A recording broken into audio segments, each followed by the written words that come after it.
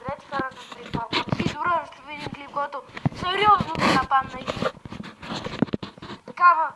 такова нападне мисля, че отдавна забравя. Сега, Рок Льон.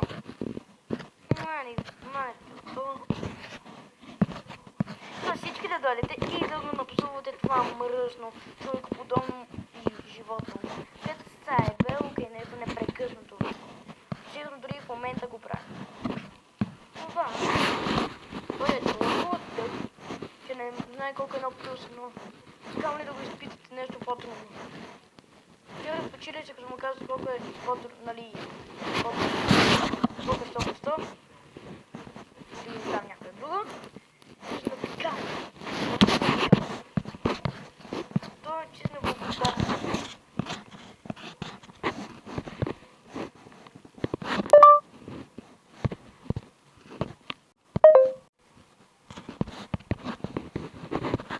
Тези хора искам веднага да дойдат. Веднага да го напсуват. Ама веднага. Незабавно думи. Без милост. Без. Абонирайте му се с камбанка. Не така. За да му следите новите клипове. И когато пусне нов клип, да го нападаме. Да го нападаме. Той е педерас откъде на къде си помня да се напада по защита, ако нещо не му изнася. Са, като види без защита какво? Са! Да му побием шиба някаква. А ти много беги, гледаш този клип, ти си следващи. Тъй, че тия коментари могат да се обзоват и от моя канал.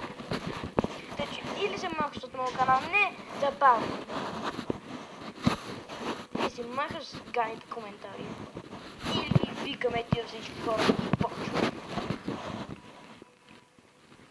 Приготви се. Избери си избора и ти го.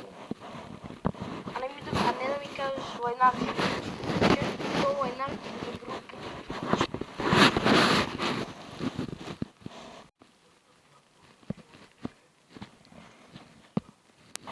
Здравейте на всички. Хайде, сега вече пи. Хайде.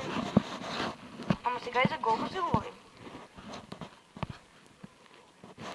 Гошо, ПГ, не, няма нужда. Той е приятел, просто лая го извода, за да има защитник. Но сбърка човека, за който да воюва.